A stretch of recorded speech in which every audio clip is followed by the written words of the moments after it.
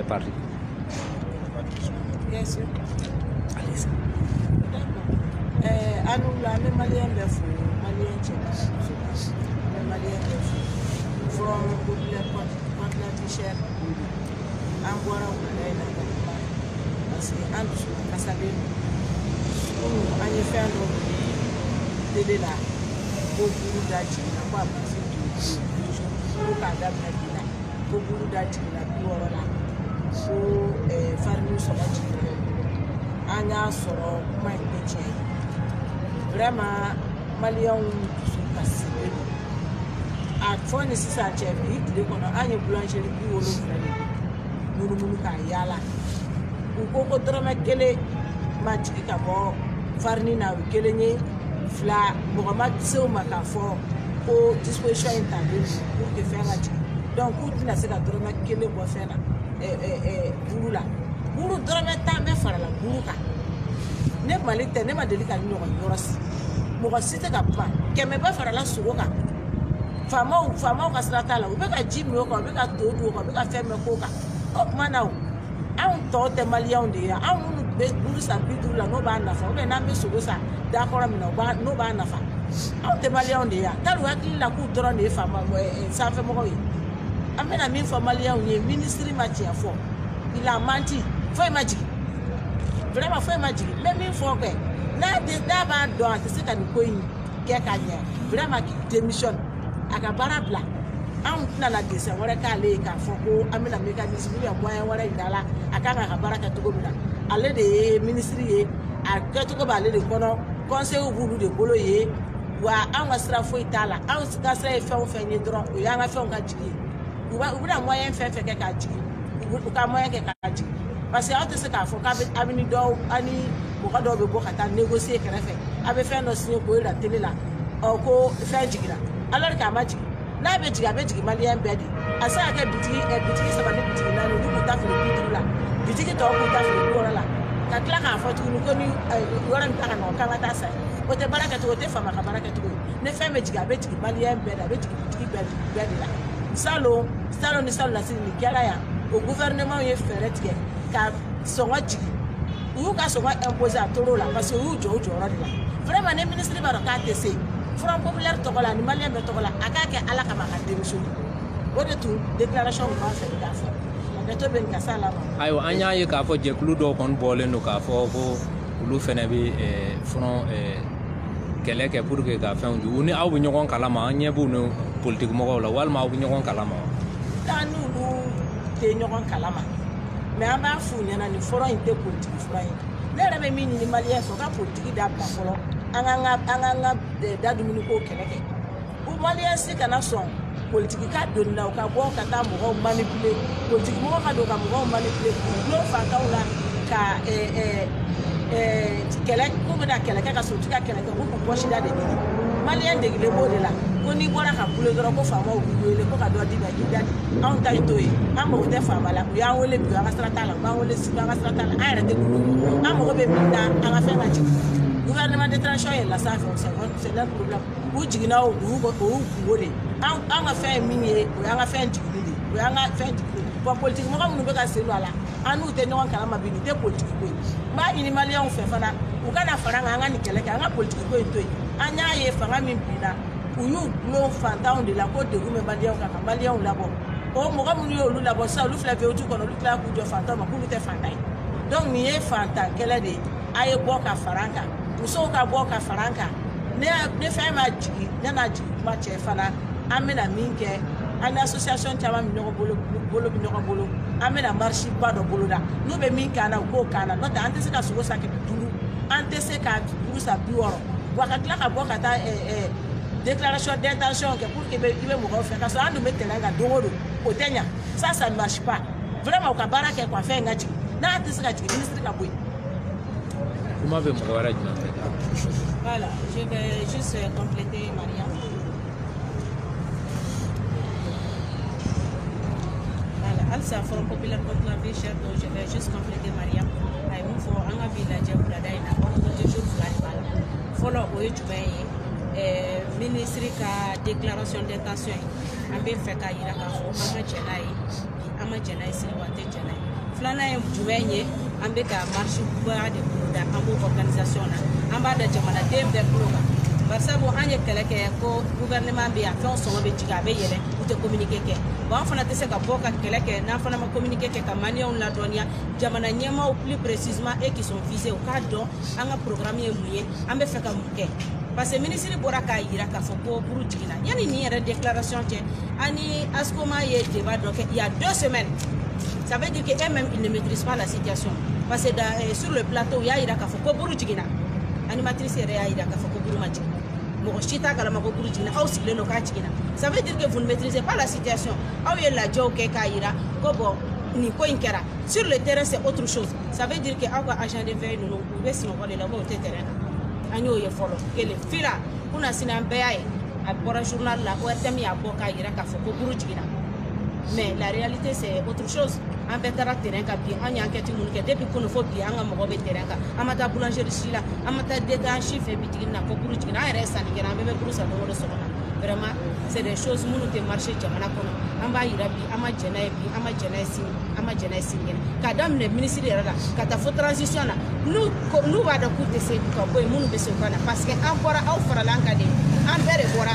système dɔ bɛ an y'o falen an t'a fɔ jamanakuntigi ka personne mais on était contre un système an ko an ma jɛna ye gɛlɛya bɛ n'a fɔra aw nana o hukumu kɔnɔ gɛlɛya dɔ de bɛ ka fara kan an fana t'an bolo jigin fo n'an dɛsɛra don min na wa an b'a ɲini ala fɛ an kana dɛsɛ o tɛmɛnen kɔfɛ ka bɔ yen an bɛ ka marche ba de boloda maliyɛn bɛɛ de bɛ bɔ parce que on a plus de 20 d'associations ani minnu bɛ ka baara kɛ ɲɔgɔn fɛ bon dans ce cas an bɛɛ de bɛna fara ɲɔgɔn kan ka bolodi ɲɔgɔn ma kɛ ka bɔ k'a jira an ka dusumakasi jira k'a fɔ an ma jɛnɛ wa an tɛ jɛnɛ an t'an bolo fila jigin fo buru ka jigin tulu ka jigin sogo ka jigin fɛn fɛn yɛlɛnnen don a bɛɛ ka jigin nin wagati in na sogo fana an bɛ nin kɛlɛ in bɛɛ la n'a fɔra dɔ tɛ ka bɔ a la fo dɔ bɛ ka fara kan ni wayo kuma na u ko ko une semaine après ko an bɛ na ye ko sogo bɛ taa fo 800 na et puis 1 mois plus tard fana ko an bɛ na ye sogo yɛrɛ tɛ sɔrɔ parce que u bɛ tête hakɛ min faga tile kɔnɔ u y'a fɔ ma sogo misi hakɛ min bɛ Mali kɔnɔ u y'a nombre f'an ye o tɛ se ka maliyɛnw balo d'ici 1 mois tugun o sogo tɛ yen tugun bon o b'a jira k'a fɔ bagan hakɛ min bɛ bɔ ka taa jamana kɔ kan jamana caman bɛ yen sous région caman bɛ yen an kɛrɛfɛ des pays voisins Mali bɛ minnu ravitailler bagan na n'a fɔra bagan sogo ka nɔgɔ olu yɛrɛ fɛ olu b'a sɔrɔ anw t'a sɔrɔ olu tɛ se ka privilégier ka tɛmɛ anw kan jamana ɲɛmɔgɔ ka wuli k'u jɔ u jɔyɔrɔ la u ka quota dɔ fixer bagan man ka bɔ bien vrai que bagantigi t'a ka bagan ye mais aw fana ta y'aw ka jamana ye n'i y'a ye jamana ɲɛmɔgɔ bɛ yen n'o tun tɛ yen a bɛ kɛ anarchie ye jamana ɲɛmɔgɔ bɛ yen pour veiller sur les règles u ka kan ka u ka règles sigi k'a jira k'a fɔ nin bagan hakɛ mɔgɔ si kana tɛmɛ a kan an b'o de ɲini jamana ɲɛmɔgɔw fɛ. Voilà, mais comment m'a dit ou bien si vous avez d'autres questions.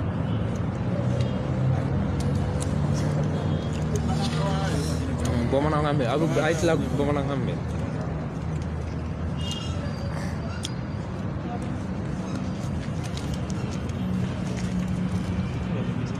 Ah, je prends. C'est bon. Merci beaucoup. Salam alaikum. Je trouve Sila Amara. Association. Donc, bi an welelen don ka na jɛkulu min na n'o ye fɛn maliyɛn bɛɛ lajɛlen bɛ taa maliyɛn bɛɛ lajɛlen bɛ taa ŋaniya bi yan an y'a fɔ a ɲɛna cogo min cikan dɔ ye ka lase faamaw ma u k'a lajɛ gɛlɛya in a se bɛ u ye parce que an y'a ye fanga tɛmɛnenw na yan nɔ. Donc, fama dɔw ye jigin kɛ kosɛbɛ maliyɛn bi an bɛ yɔrɔ min na Mali mago bɛ nɔgɔya de bɛɛ lajɛlen b'a dɔn maliyɛn bɛ ka ko cogo min kuma tɛ ka taa fɔ ko fila ka yɛlɛ dɔw kan fo ka taa se 10 ma ka se 20 ma ka se fo 100 ma bɛɛ lajɛlen b'a dɔn a se t'an ye n'o kɛra an bɛɛ bɛ kɛ sini fanaw ni ɲangarabaw donc an bɛ min ɲini gouvernement fɛ bi an ka kuma tɛna caya kosɛbɛ donc u k'a lajɛ u bɛ se ka diɲɛ fɛn o fɛn kɛ même u bɛ se ka impossible kɛ pour que ka se ka jiginni kɛ an ka président y'a fɔ cogo min na anw tɛna dɛsɛ kɛ k'a jira u la anw tɛna plan d'action d'u la parce que olu de ka baara don anw de mago bɛ jiginni na donc an bɛ kuma kelen dɔrɔn de fɔ u k'a lajɛ u bɛ se ka fɛn o fɛn kɛ ka malo jigin ka ɲɔ jigin ka buru jigin ka sogo jigin ka diɲɛ fɛn o fɛn ko maliyɛndenw mago b'a la k'a bɛɛ lajɛlen jigin donc min ka hakililata fɔlɔ filanan ye min ye donc ne nin bɔra yen n'a ma jigin min fana mana b'o la an b'o lajɛ parce que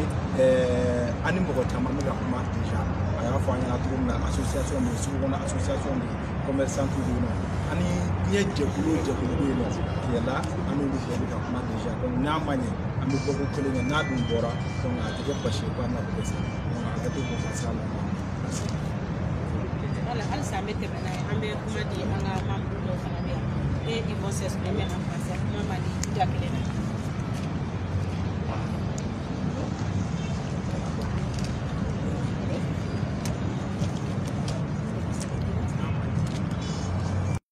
C'est toujours le Front populaire contre la vie chère.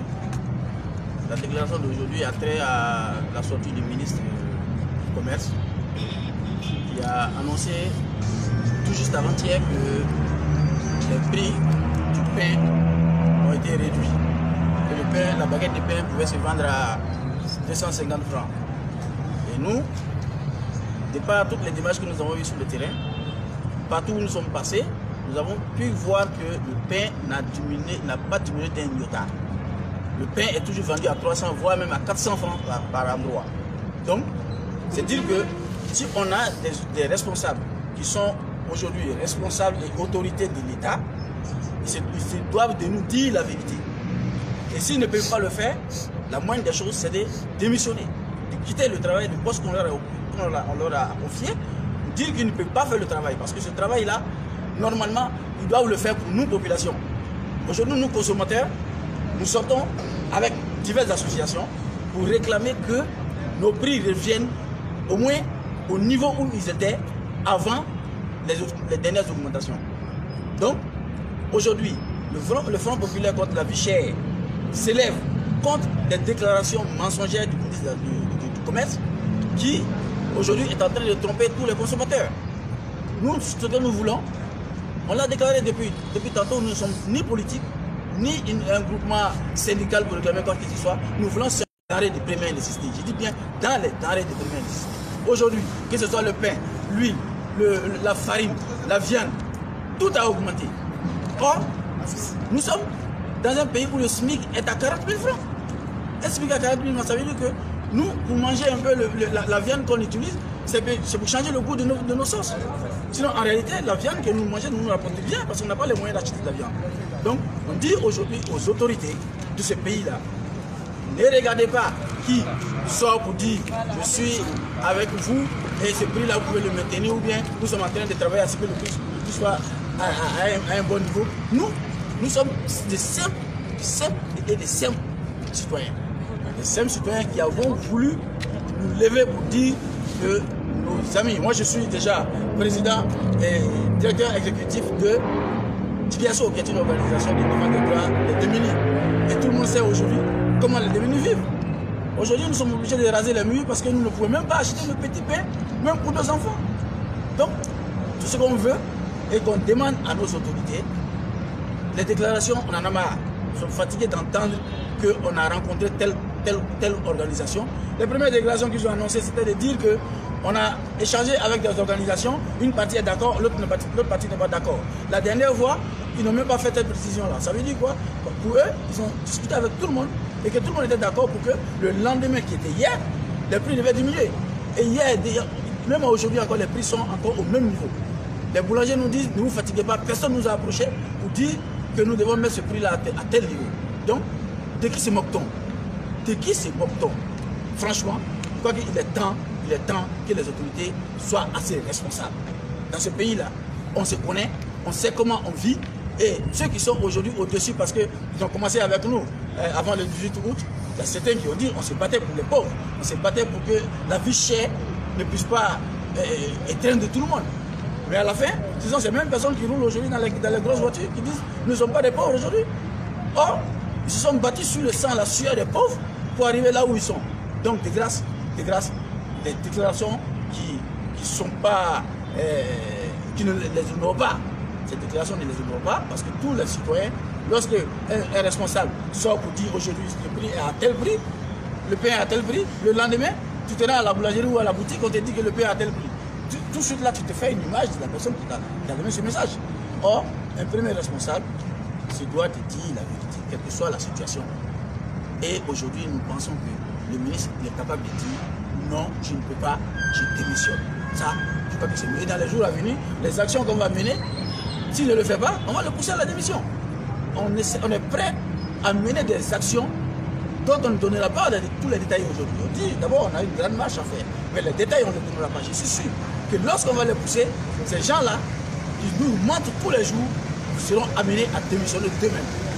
Ça, on vous le garantit. Ne vous fiez pas à la petite masse, au nombre que vous voyez, mais dites-vous que le combat que nous menons, c'est un combat d'ensemble, un combat de tout le monde, et tout le monde sera présent avec nous. Je vous remercie. La marche, c'est pour quand?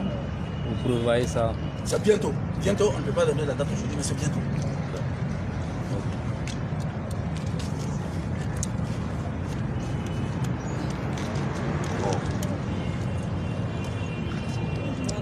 Malmaka i tɔgɔ ni jamu ani i nakun ye min ye wula in na Bourse du Travail la k'a ɲɛfɔ an ɲɛna.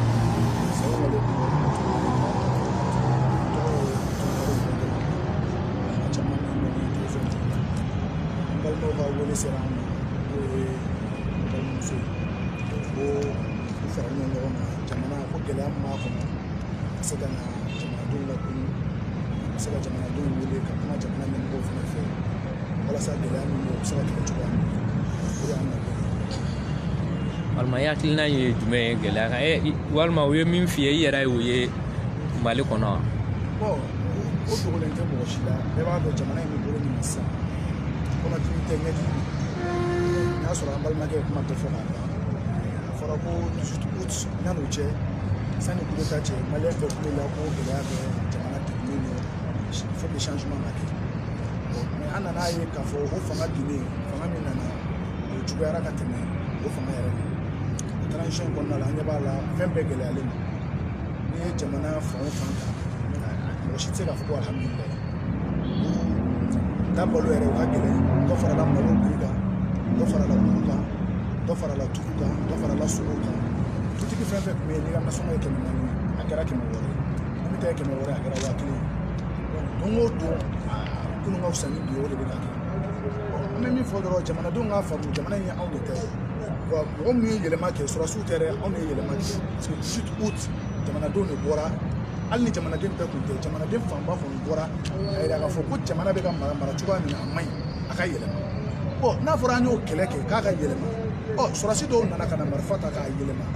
an tɛ se k'an sigi k'o sɔrɔsiw lajɛ jamana ka to olu bolo an ka laɲini